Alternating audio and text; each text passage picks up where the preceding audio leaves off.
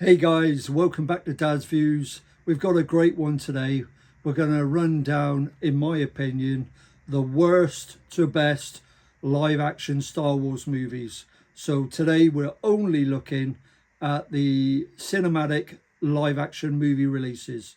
So we're not looking at Disney Plus shows, we're not looking at cartoon series or animation series. So let's get into it.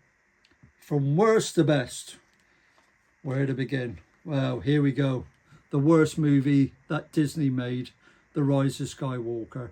It's got so many problems. The story, some of the characters, the CGI, the fact they brought back Palpatine, which for me was taking a big liberty with the original canon and the original trilogy. Actually, I really disliked their choice on that matter, because Return of the Jedi is one of the best movies out of all the Star Wars movies, which is a shame because I like Adam Driver and I like Daisy Ridley. I think they're great actors and they were let down. Okay, but let's move on to the next one.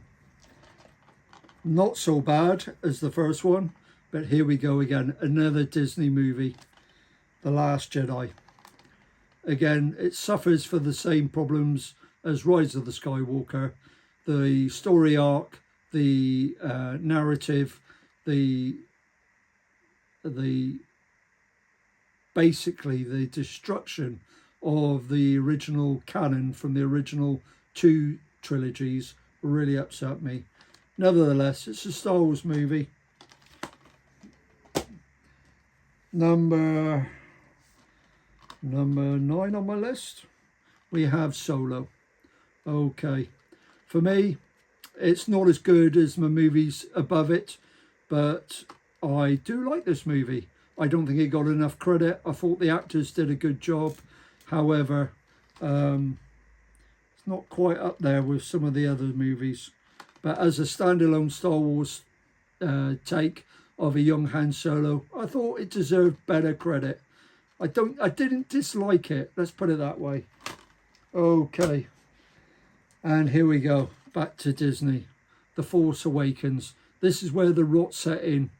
The fact that they really took big liberties with some of the historic original characters. Princess Leia, Luke Skywalker, Han Solo. They killed off Han Solo. They disrespected the original canon and lore. For me, yeah. Again, I love Daisy Ridley. I think she could have been amazing if they just spent a bit of time coming up with some respectful, genuine new stories. What I will say about this movie, John Williams' score of Rey's theme and the Scavenger theme are epic. Still brings chills up and down my spine when I hear it. Okay, let's move along. My next movie on my list is Attack of the Clones. Okay, so the middle film of the prequels. I actually really enjoy it. It's not one of my favourites, so it's got to go somewhere on the list. So it's there. Then I've got, from my box set, Return of the Jedi. The third movie of the original trilogy, which ties up all the story acts nicely. George Lucas was a master when he finished off that trilogy. It's a shame the Disney trilogy didn't match the standards. But yeah, The Return of the Jedi is an epic movie. Please watch it if you've not seen it. Next on my list, I've got a bit of a controversial one, The Phantom Menace. Now, some people hate it, some people really love it. I actually really like the movie. With one small caveat, I wish they had not put Jar Jar Binks in it. I understand why George Lucas put the comedic character in to bring the young children along on the story, but for me, he's just an annoyance. If they played Jar Jar Binks as a straight character, I think it would have improved the movie in general in leaps and bounds. Okay, next on my list, Rogue One. Now this is a brilliant movie. This is the prequel to the original Star Wars story and sets up all the Star Wars universe. Please watch it. This is without shadow of a doubt the best Disney movie they've made. I tell you what would be helpful.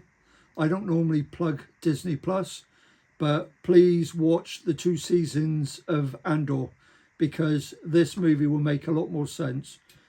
Fantastic movie. Highly recommend it. Get in, watch it. Right, back to the box set. Okay, number 2 in the original Star Wars trilogy, Empire Strikes Back, The Empire. Oh, what can I say? That is the moment we all heard the truth of the relationship between Luke and Darth Vader, and it still brings chills down my spine even to this day. And that's quite a few years since I first saw it. Let's not go there. But this is a great movie. If you younger kids have not watched the original trilogy, you really need to do so. You'll really love it. You'll get into it. It'll give you the grounding in the Star Wars universe.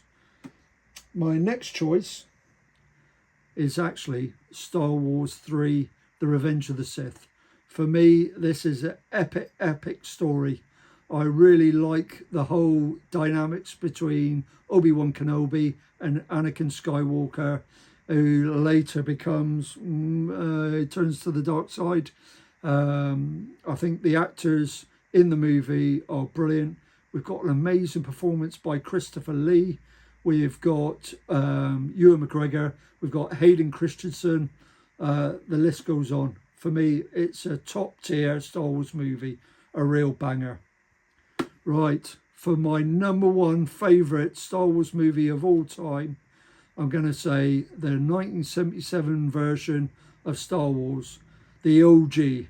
Not the New Hope version, not the one with dodgy CGI, but the 1977 movie that I watched in the cinema, which made my head explode at the time, that I saw many times in my local Odeon cinema back in the day. For me, it just set the whole universe alight and made me a science fiction movie buff. And it will always be my favourite Star Wars movie. Now, guys, tell me what you think. Tell me what you think of my rankings. Have I got it right? Have I got it wrong? Please make sure you join in the conversation with the comments below. If you like my content, please like, share and comment and ring that bell. Very much appreciated, guys. And I'll see you on the next video.